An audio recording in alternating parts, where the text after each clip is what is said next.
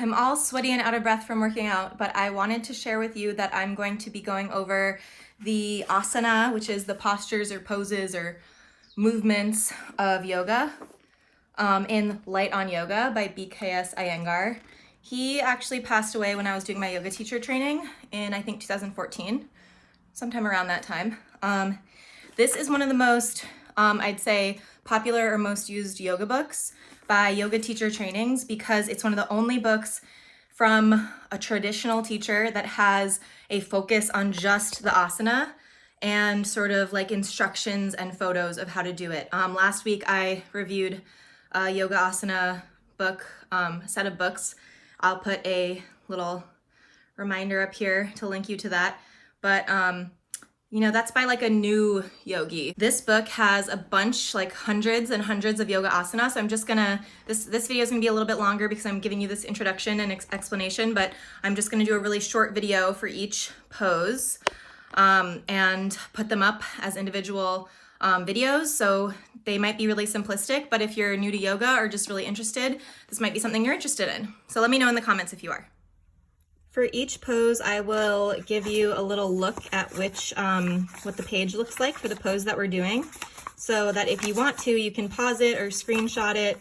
Probably not great for, for copyright purposes, but you know, I want to share the knowledge and this guy is dead. So if you want to take a screenshot, we're doing Tadasana today, also called Samasthiti and also called mountain pose. There's the technique, and here's a little bit more, a little preview of the next two videos.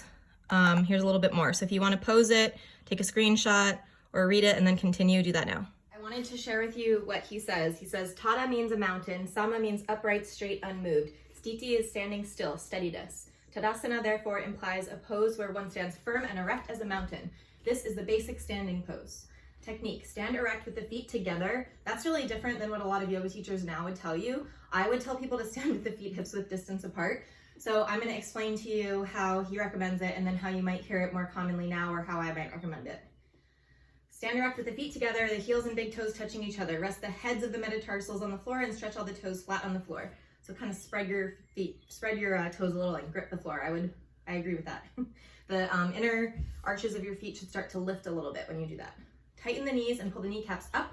Contract the hips and pull up the muscles at the back of the thighs. Keep the stomach in, chest forward, spine stretched up, and the neck straight. Do not bear the weight of the body either on the heels or the toes, but distribute it evenly on them both.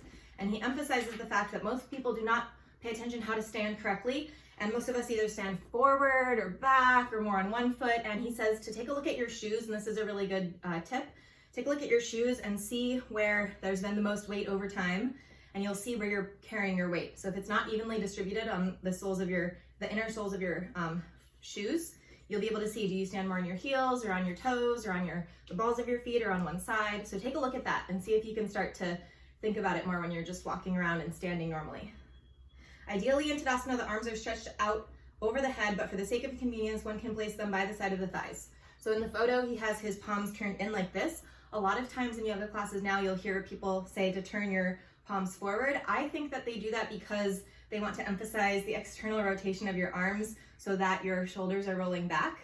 And if you have your hands turned in, you're more likely to maybe slouch like this. So if you can keep your shoulders back and your hands don't need to turn forward, they can turn down, or like he said, your arms can come up overhead. So that's it. That's Tadasana or Samasthiti or mountain pose. A little more complex than you might think to just stand, but try it out, see what you think, see if you can notice where your weight is, and leave a comment below what you think of this pose, and if it's like, yeah, no, duh, it's just standing, or if you think that maybe we don't pay enough attention to it. So thanks so much for watching. I'll do another one tomorrow for the next pose, and so on and so on. And so check back and please subscribe so you don't miss any videos. Thank you.